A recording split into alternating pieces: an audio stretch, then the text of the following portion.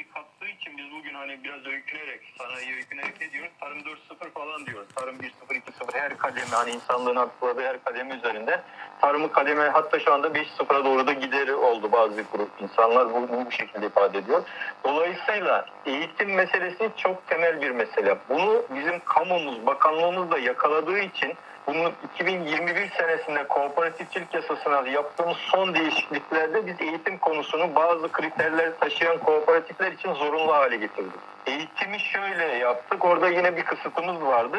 Kooperatifin yönetimine ve denetiminde rol alan kişilere 9 ay süresince süre tanınıyor. Eğer temel kooperatifçilik eğitim almazsa o kişilerin yönetim ve denetim görevleri sona erdiriliyordu. Bana göre bu eğitim meselesini sizin biraz önce saydığınız gibi akademisinden işte taşı Tanrı'nın taşı